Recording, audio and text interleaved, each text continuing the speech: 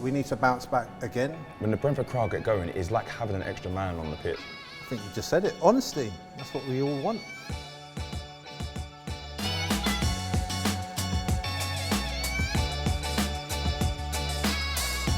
Welcome to the pre-match pint with London Pride. We're here at the Fuller's Brewery and Shop in Chiswick. Bees fans, get yourself down here for 10% off. And joining me for a little pint ahead of our game against Wolves this weekend is the ambassador, Marcus Gale, and Brentford women's gaffer, Carly Osborne. Also covers a fisherman and a Peaky Blinder today, so good to see you both. It's National Hat Day today or something. Yeah. I've got mine on, my grey wig. Good to see you both. Cheers for joining us. This one's again. a couple of birthdays. Ex-teammate of yours, Dion Burton, this week, and also Paul Gibbs. So happy birthday to the two of you. Birthday, lads. Right.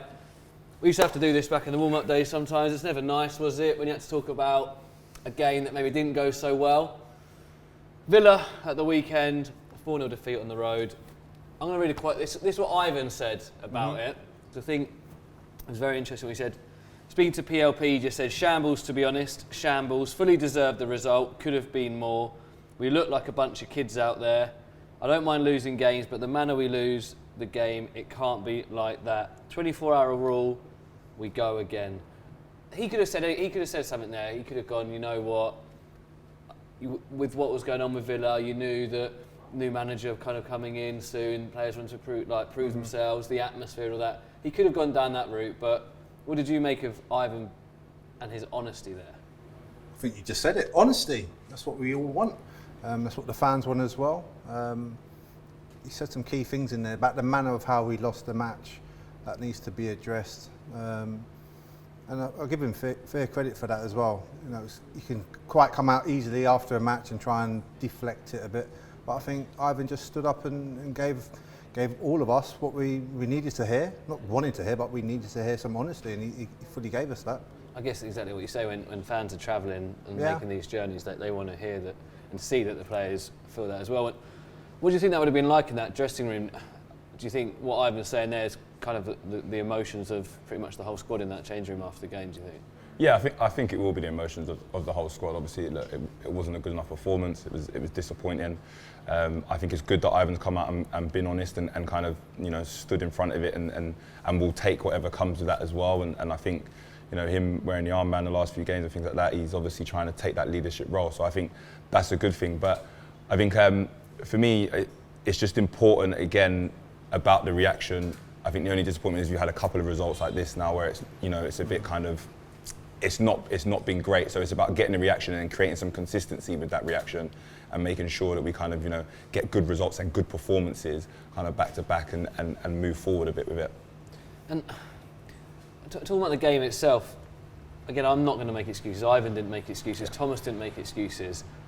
But we filmed the show last week before Steven Gerrard moved on, because obviously the game was that night. It was always going to be a tricky game, wasn't it, Marcus? Anyway, with the occasion, you could hear how loud their fans were from the first minute. There was a bit of a change in shape. They absolutely flew out of the blocks as well, didn't they? Yeah, they did, and maybe that's a reaction to them and Steven Gerrard. You know, it weren't great. The sort of friendship between the two, and we can see the benefits of having Thomas with our crowd.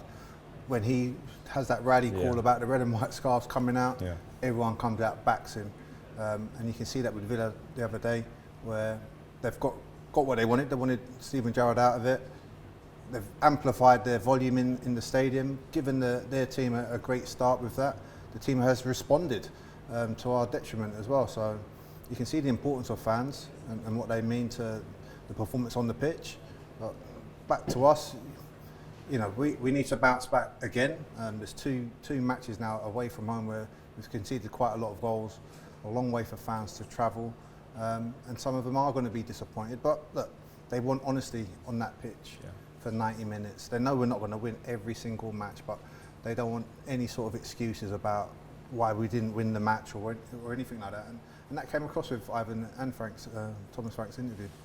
And I'm not saying this was the moment we can take something from, but there was obviously the only nice thing I thought that came from the game probably was the thing that we saw at the end of the match, Ollie Watkins going over, seeing Woody, and then he's obviously had him on the pitch. look, that just shows again the connection that our club still has with ex-players. The two of you sat here obviously as well. And like, how nice a moment was that? Not only from Ollie to actually go over there, because he could have been a bit nervous about going over to that away end. Of course. Especially when he did celebrate. And look, I mean, we're not going to get into that argument. For me, I think that was pure frustration from not scoring for a while for himself. But he could have walked over and gone, actually, you know what, I might try and do this somewhere else or something like that. So it was a lovely moment, wasn't it? Yeah, I think it was a lovely moment. And I think you know, most players who've played for Brentford would have touched their hearts at some point. Me and Gailey are the same. So, you know, you can understand that he still has a deep connection with Brentford. I think you're right in terms of celebration. I think that was more of a frustration, just a release more than anything. I don't think he was trying to be disrespectful. He's never ever been that way before. He's always spoken highly of Brentford. He's always represented when he was at Brentford, representing them well as well. And he's a good guy. So I don't think it would have been in a disrespectful manner. But it was a lovely moment and something positive for the fans to take away at that time, and obviously not a great day, so to speak. And that was really nice to see. And as a defender, how hard is it? We've seen recently, due to injuries, fitness, games and schedules, we've not been able to have a settled defence, particularly recently. Sometimes you can say that's beneficial, that you've got options and you can adapt to different situations, different players and different systems. But when you've played in these, well, you both, to be fair, have played centre-half for a while. How important is it when you've got regular people alongside you? And how hard will it be, even if, for example, Zanka at Chelsea is playing on the right side of a three, then maybe has to move inside for the next game with someone else on the right side? How hard are they? Yeah, it can be difficult. Obviously, you try and build relationships to the best you can, but there's no substitute for when you're playing with someone regularly on the pitch and dealing with all that comes with it when you're playing a game, the atmosphere, the crowd, reactions, things like that. So it can be difficult, but these are top pros. They will find their way through. I think it's also important that we don't look at this result and the result before, obviously, when we played Newcastle and panic. Ultimately, when you look at our performance over the season, the majority of them have been very good. So I think it's important that we don't look at these and think, oh my God, it's going the wrong way. I think we've got a stronger squad this year. I think obviously we've had a few injuries in key places. There's been a bit more rotation, which has been a little bit more frustrating. But I think when you look at our performances overall so far, we've had a lot more very good performances than when we haven't. So I think it's also important to kind of focus on that. What would you be saying if you're Thomas this week going into training? Oof, what would I be saying? Good question, Stu. You nearly got me there. Finally. Finally. First time someone said that all year. You know, Thomas has got his 24-hour rule. I'm sure that would have been applied. Get the training camp nice and bubbly. Deeper focus. We're going to be playing at home. That's a plus point for us. Is that we're at home with our great fans there, making as much noise as possible, and we've just got to bounce back. You can sense there's frustration in that camp as well. You can tell just by listening to Ivan that he's captain on the day. It's very hard for him being the focal point up front when your team is shipping goals and you can't really affect it. You know, you can't just say to him, right, you just got to close down more. He needs the ball.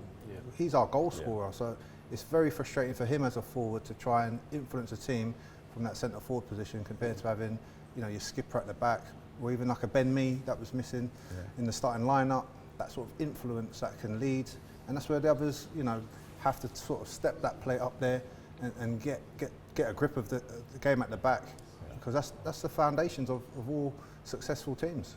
And Carly, the last, obviously, when we had that defeat on the road at Newcastle, where we played Brighton, and the fans were incredible. The scar, we've got to see that again, haven't we? And look, we're not just saying, oh, it's not up to the fans every week they play, but that's what you've got to do. We've got to do what they did at Villa Park. 100%. What we did against Brighton recently. 100%. You know, when the Brentford crowd get going, it's like having an extra man on the pitch. It really is. You know, the support that they give you, the atmosphere they create for the other team, and obviously for us, for Brentford players as well, is unbelievable. So it's going to be important. It's going to be important in every game, and trying to do that as much as they can. But you know, ultimately, the players need to then, on the other side of that, make sure they go and do what they need to do and feed off that atmosphere, which they will. Both. It does. The fans need the players to thing, give the fans something to get going for. The fans can only do so much. They Yeah. can't run onto the pitch and kick a ball. Yeah. I'm sure some have I was going to say that. but Yeah. don't do that. But they can't. They're not responsible for the performance out there. Yeah. It's only the players. When you cross the white lines, you've got to do your one bit. Yeah. You expect your home fans to do their bit, and once the two are in line together, listen, there's no better place So than our remember, stadium. get your scarves out Yeah. Yeah, for the game on Saturday again. I'll be there. might be a bit warm for it though. It might be. It's lovely at the moment. It's not a weather show, so let's get back to football, shall we? What are you expecting from Wolves? Because, like I said, a terrible defeat last week. Well, not so terrible, but a tough defeat Yeah. at home to Leicester. But look, we love XG. Yeah. They actually beat Leicester on expected goals. Mm-hmm. It's hardly behind the camera, by the way. I was like, Shaking doesn't her count, head. does it? But they'll be similar, won't they? They'll be wanting to bounce back, Yeah. Carly. But away from home, how do they play that? Do you think they can come at us, or will they maybe have to be a bit more conservative? I think they'll try and start fast. I think they'll try and kind of disrupt Brentford's momentum. That's what I think they will do. I think they'll try and kind of disrupt our momentum as much as they can. I think they'll try and make it a scrappy game to a degree. I don't think they'll want us to get into our stride because they know, one, that we want to bounce back from the result, and two, when we get into our stride, how dangerous we can be. So I think they'll want to try and stop that. I think an early goal is going to be key. If we can get an early goal, I think they haven't had the best of seasons so far. They're not in the greatest places, so I think that will affect them a lot more than it affects us, so to speak. And then it's just about being ruthless. I think we've got to be a little bit more ruthless in both boxes. I think we create some unbelievable opportunities. I think we do some brilliant stuff in between both boxes. I just think sometimes we're not ruthless enough in both, and I think that's ultimately what wins you games, doesn't it, and helps you create consistency. So I think that's something that we've got to try and just focus on a little bit more, because we're getting in the right places and doing the right things, but sometimes it's that ruthless streak that you need just to make sure that the job gets done. Again, Ivan was pointing to that as well, being Yeah. a bit more nastier in certain Yeah. situations. And that's what he's expecting. We have to be tougher in that defensive zone, more aggressive in that offensive zone when we're getting into the box and around those areas. It's to be ruthless.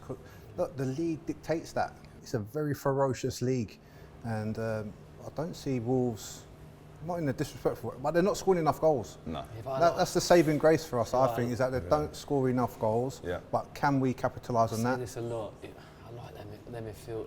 Listen, midfield's they're- great. Yeah, they've got some players unbelievable in there, quality. haven't they? Don't get me wrong, they've got unbelievable quality. Obviously, they've just been a bit up and down with their performances. I think losing the strikers that yeah, they haven't. it's huge. Look, don't get me wrong, they've brought in Diego Costa. We know his reputation and stuff. Yeah. Like he's an unbelievable striker. But yeah, look. Also, it feels weird that the Premier League this year, you're seeing weird results. Yeah, very. Do you know what I mean? Like the Forest one against Liverpool the other week, but Yeah. again, maybe you wouldn't have called that Leicester one at the weekend and I stuff think like there's that. a lot of Again, Tyler's gonna inconsistency shake at her the head and moment stuff, from a but- lot of teams, to be honest. I mean, Yeah. there's a lot of inconsistency from a lot of teams. I think that's, as a neutral, makes the league more exciting because you're not expecting certain things. But as a fan, it makes it a little bit more stressful, doesn't it? Just Definitely. no drones this time around. Yeah, hopefully Hey, not. that was the game last year, That was wasn't it? an Yeah. absolute Wow. nightmare. Right, no drones. No drones, no drones. Right, a couple of bits and bobs that are going on in the next week or so. Obviously, the lads were wearing those brilliant Heart of West London shirts with the CPQR code on the front. The auction for that ends on Monday, so if you are interested in making a bid on one of those shirts, make sure you go online and submit your bid before Monday when it closes. And very exciting news, of course, we mentioned the other week, the women's fixture at the G-Tech. Carly, how excited are you, mate? Yeah, very excited. Looking forward to it. Obviously, it's going to be a massive occasion. It would be amazing to stand in the dugout. But most importantly, it'll be amazing for the players, and it'll be great to have as many people pack out the stadium as we can and really create an atmosphere for the ladies. Well, that game is, of course, the day after we travel to Manchester City. It is free entry on the day. Register your interest online. Mate, honestly, have you seen the interest so far? The amount of people that have registered? Yeah, it's really flying. good. We're actually going to be looking to open up more of the stadium because the interest has been so good. Yeah. What are you seeing? Getting there on a Sunday, you're thinking, all right, this is it. And then next it's going to be Premier League game in there. Is that for you? Is it Who audition for you? Who knows? Maybe it's an audition. Maybe one day. Yeah. But at the moment, it's definitely not. We've got an unbelievable manager here, so who knows? But yeah, I'm just excited. Like I said, for the players, it's an experience that they don't get often, and to grace the pitch and play in the home stadium. For them, it's going to be a fantastic day. some people watching this might not have been down to Bedfont or an Yeah. away game yet. Do a little pitch. What can we expect for those that haven't seen the girls? Yeah. Okay, so you're going to get good, fast-moving football, attacking football. You know, we'll be brave on the ball. That's what we want to do. We want to play. We really want to pull teams apart and create a lot of opportunities and play exciting football. You'll see that little bit of nastiness as well. There's a little bit of aggression in there. We'll work hard to make sure we win our battles and challenges. But overall, you'll see some really talented players putting on a good performance and a good show for everyone to watch. Amazing. Well, I'll be there. Ambassador will I'll be be there. there, yeah. Cannot wait. So make sure you do register your interest for that game at the GSEC, Brentford versus Watford Ladies Development Squad on the 13th of November. That's it for this week. Big game at the GSEC this weekend against Wolverhampton Wanderers. Remember, get your scarves out for Hey Jude pre-game. We've got to be loud. We've got to be proud for the lads. We know that they'll do their bit as well. Have a great weekend, everyone. You Reds. Big man, Big man, I didn't do nothing. Oh! No, was that you?